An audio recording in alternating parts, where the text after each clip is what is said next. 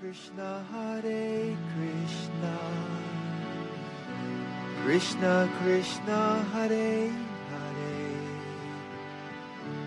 Hare Rama Hare Rama, Rama Rama Hare Hare. Namaste and welcome to part 2 for subject 3 with 7 verses. These verses are about the grave, the profound, the fascinating subject. The spiritual master is the representative of Krishna.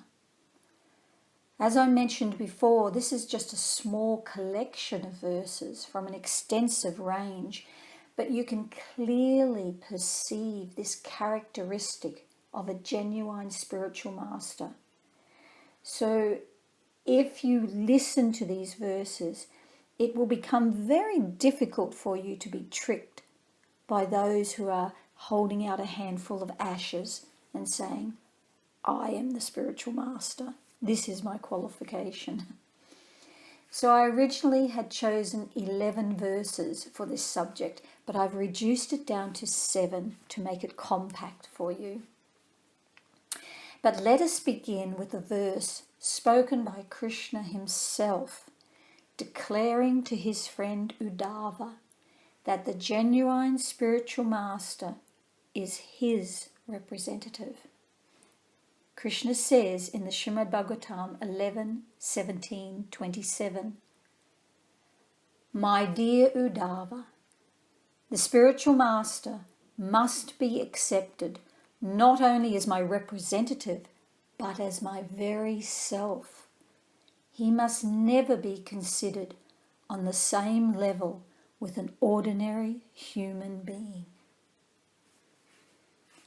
In the Srimad Bhagavatam 4:29-51, in the purport written by His Divine Grace, A.C. Bhaktivedanta Swami Prabhupada, he wrote, the spiritual master is described in every scripture as the representative of the Supreme Personality of Godhead.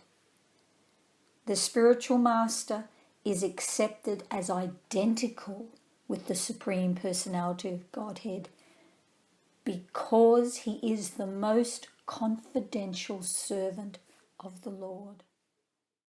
In another purport in the Srimad Bhagavatam 8:24-48, His Divine Grace writes, one should adopt the instructions of the Supreme Personality of Godhead, who is described here as the spiritual master of all spiritual masters. Even though we may not have the fortune to contact the Supreme Lord personally, the Lord's representative is as good as the Lord himself, because such a representative does not say anything unless it is spoken by the Supreme Personality of Godhead. Srila Viswanath Chakravarti Thakur writes in the Srimad Bhagavatam 4:22-4, a spiritual master or the Parampara Acharya should be respected exactly like the Supreme Personality of Godhead. Whenever an Acharya is seen, one should immediately bow down before him. Viswanath Chakravarti Thakur again clearly states in the Srimad Bhagavatam 4:28-43, one directly accepts the Guru, the spiritual master, as the Supreme Personality of Godhead. Since the spiritual master is the most confidential servant of the Lord, he should be treated exactly like the Supreme Personality of Godhead. For the 6th verse, I've chosen from the Srimad Bhagavatam again, 4:20-13. The Lord helps us by giving us directions how to act in devotional service and thus advance on the path back home, back to Godhead. He instructs us outwardly in the form of the spiritual master. Therefore, one should not accept the spiritual master as an ordinary human being. One should treat the spiritual master as the Supreme Personality of Godhead. So now for the 7th verse, I would like to conclude this selection with a beautiful explanation found in the Srimad Bhagavatam 1:1-15, wherein the sages of Naimisharan were confident that Sutta Goswami was a bona fide spiritual master.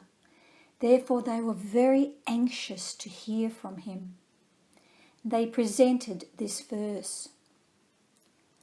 O Sutta, those great sages who have completely taken shelter of the lotus feet of the Lord can at once sanctify those who come in touch with them, whereas the waters of the Ganges can sanctify only after prolonged use.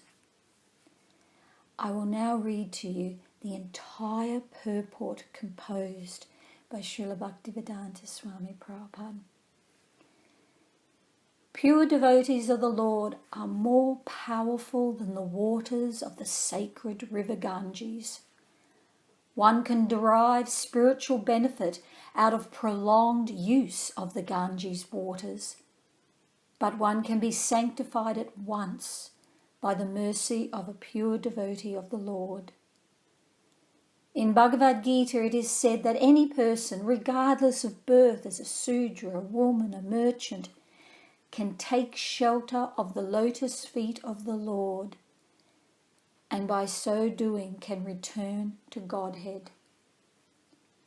To take shelter of the lotus feet of the Lord means to take shelter of the pure devotees. The pure devotees whose only business is serving are honoured by the names Prabhupada and Vishnupad, which indicate such devotees to be representatives of the lotus feet of the Lord. Anyone, therefore, who takes shelter of the lotus feet of a pure devotee by accepting the pure devotee as his spiritual master can be at once purified.